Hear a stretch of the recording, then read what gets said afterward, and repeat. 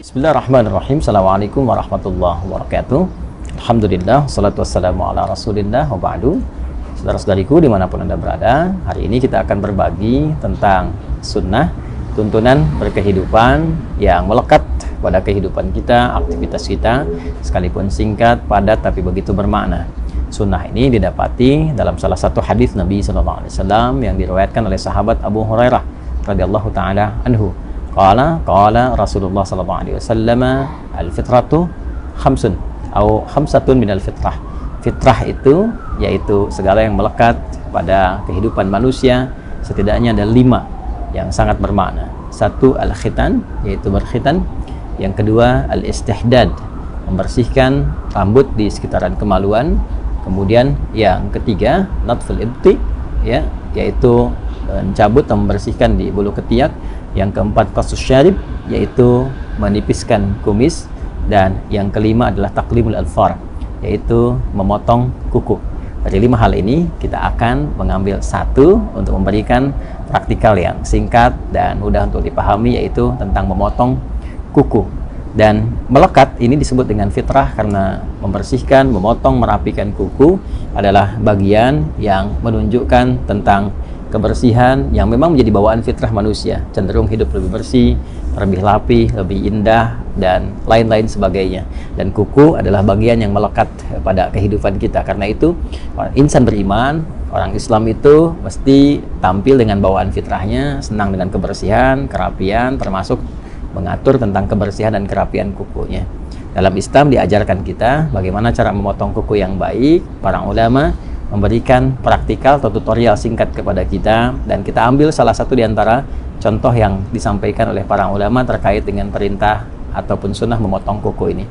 Al-Imam An-Nawawi dalam konteks memotong kuku, beliau mengajarkan kepada kita, ya khususnya ya sekarang saat saya mengambil video bersamaan dengan hari Jumat, ya ada sunnah untuk memotong kuku. Maka dari 10 jari ini yang tangan, ya, yang melekat pada tangan ataupun nanti yang ada di kaki, kita memulai dengan yang telunjuk terlebih dahulu. Ini ya, para ulama mengajarkan kita, para ulama memulai dengan telunjuk di sini, ya. Caranya kita mengambil yang telunjuk terlebih dahulu. Yang memotong mungkin punya cara yang tersendiri, dimulai dengan telunjuk, kita rapihkan, berkesesuaian sehingga tidak terlalu dalam juga. Ya, bisa kita ambil sedikit misalnya. Ya, bismillahirrahmanirrahim. Kita ucapkan bismillah, ya, untuk bisa menjadikan bagian kegiatan sebagai ibadah, ya.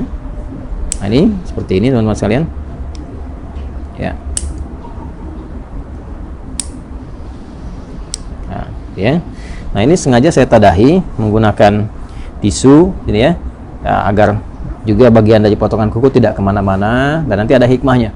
Ada hikmahnya, ya. Saya jelaskan dulu secara keseluruhan, nanti hikmahnya di akhir saya tutupkan.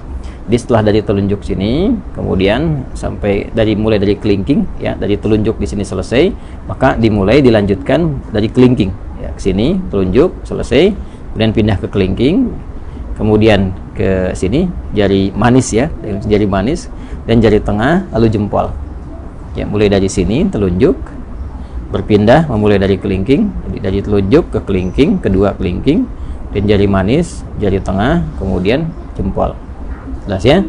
Lalu berpindah kemudian ke sini bagian kirinya, dimulai dari kelingking, kemudian jari manis, jari tengah, telunjuk ke jempol. Jadi urutannya di sini telunjuk, kelingking, jari manis, jari tengah, jempol, kemudian pindah kelingking, jari manis, jari tengah, telunjuk, kemudian jempol.